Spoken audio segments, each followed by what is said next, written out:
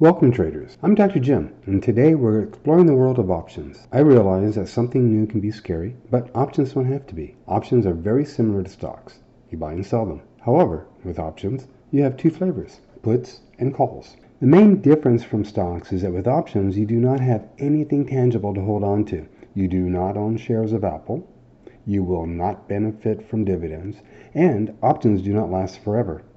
Options are simply a contract with another person promising to do something in the future for a set price. Nothing more, nothing less. I believe that the best way to understand something new is to understand where it came from. What situations occurred that required options as a solution. I understand that history is boring to most people, but if you allow me just a few minutes to review the history of options, I promise this knowledge will make the concepts much easier to understand. Around 600 BC, the first recorded option trade, a long call, was made by Thales, a Greek philosopher. According to Aristotle, Thales wanted to prove the value of learning in philosophy. Thales was poor, and people pointed to him as proof that philosophy had no value. One winter, using his knowledge of the stars, he deduced that the upcoming year would see a great olive harvest. Unfortunately, Thales was poor and could not afford to buy olive presses for the upcoming olive harvest. What was Thales to do? Well, he gave small deposits for the use of all the olive presses in his region. When the anticipated harvest arrived, there was a great demand for olive presses, which Thales controlled. As you can guess, he took his small option money and sold the right to use the presses he controlled at a much higher price. Let's review this. Thales had an idea that olive presses would be in high demand at some point in the future. He approached the people who owned olive presses and offered a small deposit, the premium, for the future use of the presses at a set price, the strike. This call option was then exercised when the olive crop came in, and Thales sold his call options for a higher premium. The second stop on this journey to modern options is Denmark and tulip mania. While the actual events were not as dire as most accounts depict, it is still illustrious. The tulip was a status symbol among the Dutch aristocracy in the early 1600s. By 1634, the desirability of tulips spread across Europe, and speculators entered the tulip market. By 1636, tulip mania was on. January 1637, a single bulb recorded an asking price of 10,000 guilders, the cost of a mansion in Amsterdam. This price surge is the first mass trading of options. Dutch dealers, the largest producer of tulip bulbs, started tulip bulb options trading. Producers could own the right to ownership in advance at a set price. As prices continued to rise, these options became speculative, and people from all levels of society began buying options. Like all good bubbles, this burst in February of 1637, and the price of tulips plummeted. People lost their money and even their homes. As a result, options gained a notorious reputation for being a dangerous speculative instrument. Despite this bad reputation, options, with their inherent leverage, took hold in London from 1700 to 1860. Put and call options were given an organized market. People learned their lessons from the tulips, and volume was low. By 1733, option trading was declared illegal, a ban that lasted over 100 years until 1860. Fast forward to the USA in 1872, when Russell Sage was the first to create call and put options trading in the US. Sage made millions controlling New York City elevated transit lines by controlling a large amount of the company's shares through options.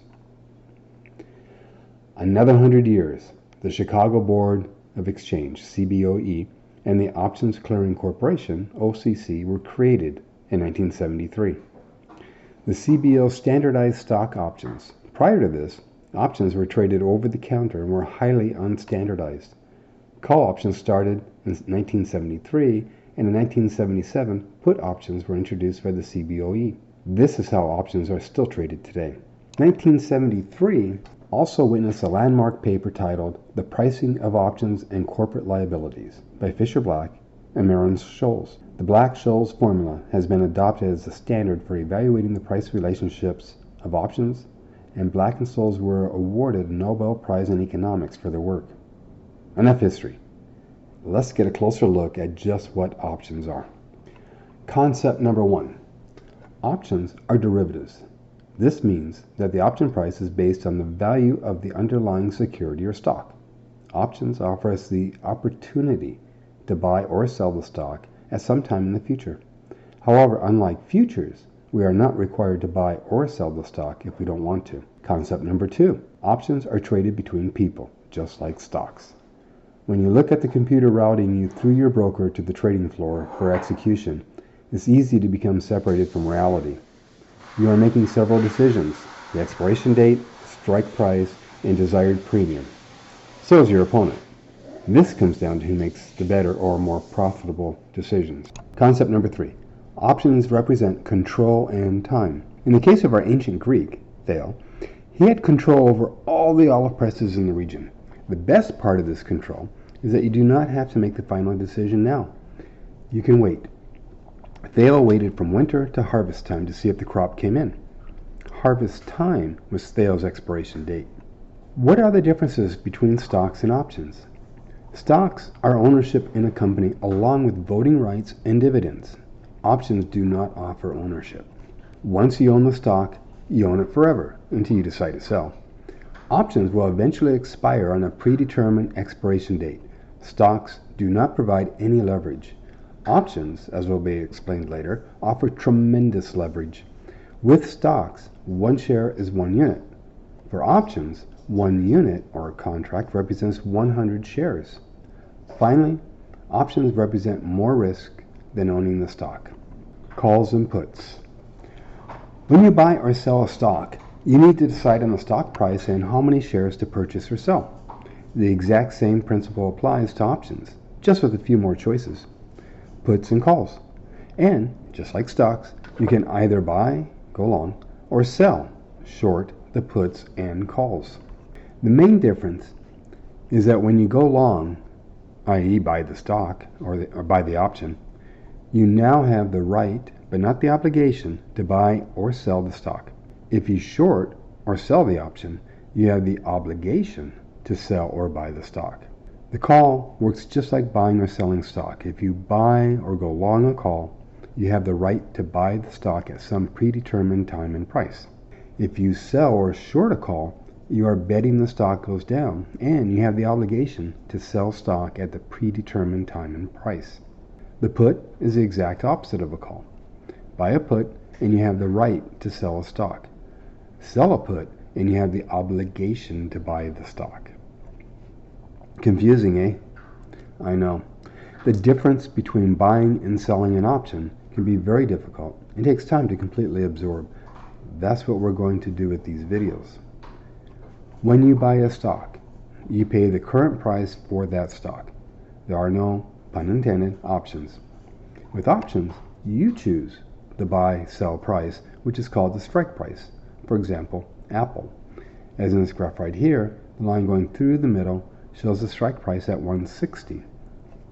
In this case, we sold an option with the strike price of 160. That is our fixed price, exactly the same as if we bought Apple at a stock. Exactly the same as if we bought Apple stock at 160. Since we bought the call, we make money when Apple stock goes up, and we lose money when it goes down. But the good news is that our losses are limited to the price we paid for the call. If we paid $125 premium, $1.25 per share, 100 shares, $125 for the call option, our losses are limited to $125. We can never lose more than our premium. Our upside profit is only limited by time, the expiration date. If you decide to exercise the option, you have the right to buy Apple shares at $160 no matter what the current trading price of Apple is. For example, we buy, go long, a call at 160.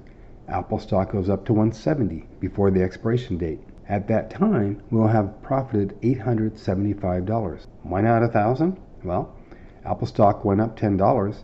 The option contract, by definition, represents 100 shares of Apple, which should be $1,000. The difference is the premium we paid to have this option, $1.25 a share, times 100, or $125.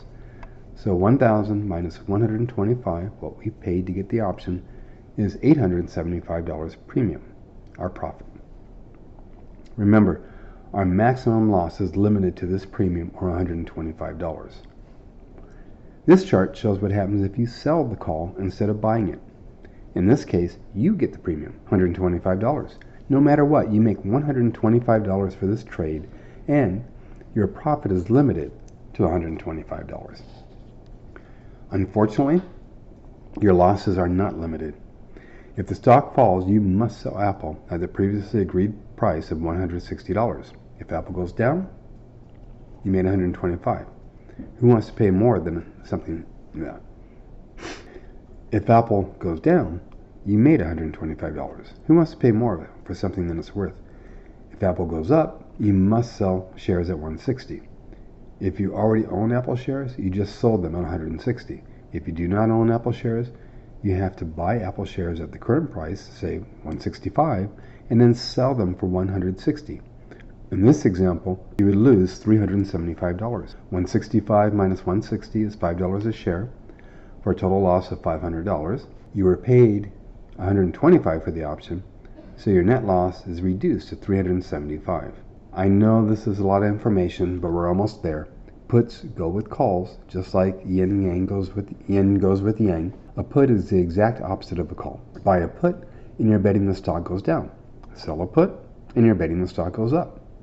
The difference is that with a call, you have unlimited profit on the upside. With a put, you have unlimited profit on the downside. In this example, we think that Apple might miss its earnings, and that investors will beat it up, sending the stock price sharply down. We buy a put. Again, for simplicity's sake, we pay $125 for the put. If we're wrong and Apple stock goes up, our loss is limited to $125. If we're right and Apple stock goes down, we can enjoy unlimited rewards. What if we believe Apple stock goes up, then sell a put? In this case, you receive the premium. If Apple goes up, you keep the premium. If Apple goes down, you lose everything, with your maximum risk being the price of Apple. What we just went through is honestly the most difficult aspect of option trading, understanding what calls and puts represent. Everything from this point forward is nothing more than some definitions and mechanics of executing a trade and determining the three variables: time, strike, and premium. First, some definitions. In the money, at the money, and out of the money are three new concepts. When the strike price equals the current trading price, the strike is at the money. This is the easy one. If you buy a call with a strike price below the current trading price, then the call is in the money. Think of it this way. You can buy a call because you are bullish on the stock. The stock goes up, the price is above your strike price, so you are in the money. For example, if the call strike price is $160 and Apple is currently trading at $165, then the option is 165 minus 160 equals $5 in the money. Its intrinsic value is at least $5. For puts, it's the exact opposite of calls. Remember, when you buy a put, you are essentially shorting the stock. You believe the price of the stock will go down. So with the put, in the money means the stock price is below the strike price. Next definition, intrinsic and extrinsic value. You can buy an option at any strike price, in the money, out of the money, or at the money, your choice. But when you buy in the money, you must pay more than the stock is out of the money. Why? Because the stock already has value. If you buy a call when the stock is at $165 and your strike is $160, you already have built-in $5 profit. There are no free lunches, so you must pay the $5 intrinsic value plus the extrinsic value. If the call is bought out of the money, then there is no intrinsic value, and you just pay for the extrinsic value. Intrinsic value equals how much in the money the stock is. In the case of our Apple example, there is $5 in intrinsic value. For a put, the equation for that would be the put strike price minus the current stock price. For the call, it's the current strike price minus the call strike price. Here's an option spread chain. Current 6/3/22 with an expiration date of 6/10/22 for Apple. Apple stock is currently $145.38. The center blue column shows different strike prices from $131 to $157. Left of the blue column are call prices, and the right side represents put prices. The far left column shows the last premium paid for a call at the strike, represented in blue. Let's use 140 for our example strike. The difference between the current price, $145.38 and $140, is the intrinsic value of $5.38. The option will never be cheaper than this. The last trade was $6.55. The difference between the intrinsic value, $5.38, and the last price, $6.55, is $1.17. And $1.17 is the extrinsic value. Once more, it is opposite for puts. At a strike of 150, there is 150 minus the 145.38, or 462 intrinsic value. And the last trade was $5.65, representing $1.03 extrinsic value. So, intrinsic value is pretty simple and straightforward. But what is extrinsic value? How is this calculated, and how is it possible to take advantage of the extrinsic value?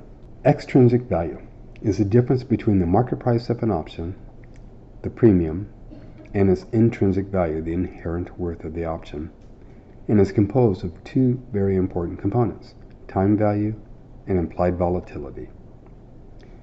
Time value and implied volatility are not as easy to wrap our heads around and require a lot more explanation. This will be the subject of the next videos. Good news, you don't need to understand the math behind time value and implied volatility. There's a spreadsheet, Probability Trader, that essentially tells you which strike to use and the minimum premium required to make the money, the goal for us all. Do not worry about all the features at this point. The main takeaway from this spreadsheet at this point is to suggest a strike and premium. For our example, we will sell a put on Apple. What strike and premium should we use? Look at just the middle of the sheet, sell a put. According to Probability Trader, we could sell a 131 strike put, a break-even premium 15 cents, and if we want to make a 10% annual return, which is adjustable, then the premium should be around 43 cents. But what if we want to match Apple's buy and hold return? We would then need a $1.05 premium. The best part, historically this trade wins 98.34% of the time. The full functionality and use of Probability Trader will be demonstrated in a separate video. Until next time, I'm Dr. Jim, and I wish you many successful trades.